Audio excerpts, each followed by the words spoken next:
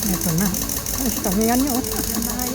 I first joined CCF Hong Kong in 2016. Year 2016. 2016. Una akong sumali sa CCF Hong Kong noong July 9, 2017. It was the year 2017. 2017 ako unang umattend ng CCF Hong Kong. Ang buhay ko noon ay isang routine. Magsisimba, gagala, tatambay sa park with friends, uuwi. Pagkatapos, mag-work. Mag-work ulit. Matindi yung pinagdadaanan ko that time. Yung tatay ko, meron siyang prostate cancer at stage 4 rectal cancer. Yung nanay ko naman, she was suffered 3 consecutive stroke. Yung panganay ko naman, halos mag-50 dahil sa pagkakaroon niya ng cyst sa kanyang spleen at pagbaba ng kanyang hemoglobin. My first CCF service was in Korea.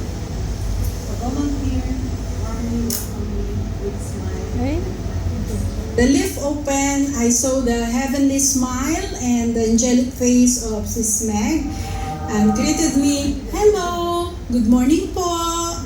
Ate Joyce, Manyo, and Ate Divina, warm welcome me at pinakain niyo na ako.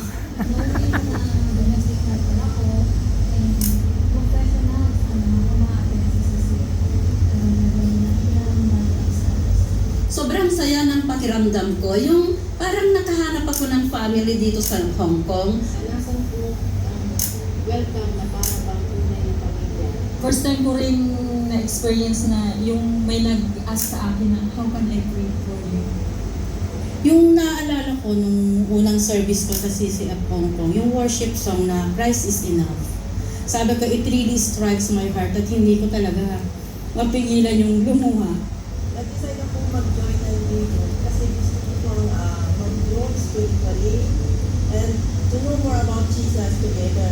Kasi ang lungkot kaya kami simba ko During a difficult situation in my life, biglang may tumatawag sa akin, yung anak ko pala ay dinala sa hospital. Di ko mapigil yung aking pag-iyak, ay tinawag ako ni Brother Von sa stage at pinag-pray din ako ng invitation. I truly felt God's love through them. Ang di ko malilimutan na karanasan sa D-Group ay yung mag-memorize ng The Philippians to 3-8. Pinag-uusapan din namin sa D-Group yung memorize na dapat yan eh.